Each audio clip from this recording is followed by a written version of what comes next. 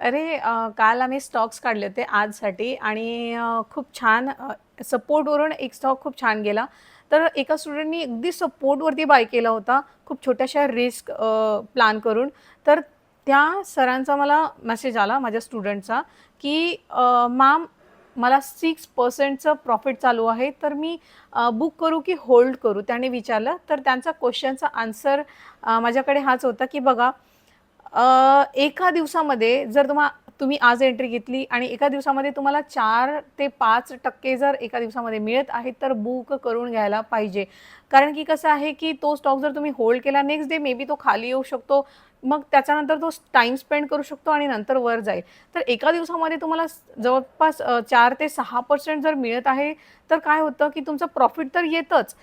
Invested जी amount आहे, जो capital आहे, तोही तुमच्याकडे येतो, जेणेकरून तुम्ही दुसरा स्टॉकसुद्धा बाय करू शकता. सेम कॅपिटल यूज करून तुम्ही चांगला स्टॉक पण बाय करू शकता. तर त्या हिशोबाने मी त्यांना सांगितलं, की बघा 6% आहेत, बुक करून घ्या. मी तुम्हाला स्टॉक दाखवते, चार्ट दाखवते, ठीक आहे?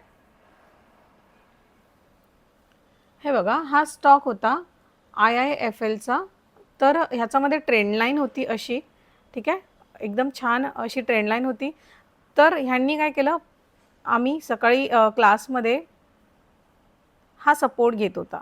ठीक आहे. इथे हा सपोर्ट घेत होता.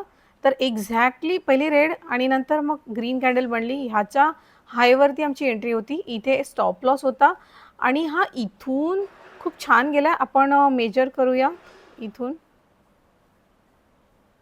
ठीक आहे. इथून मी घेते.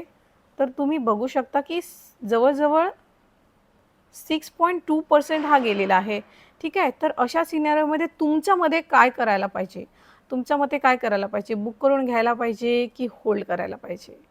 Thank you.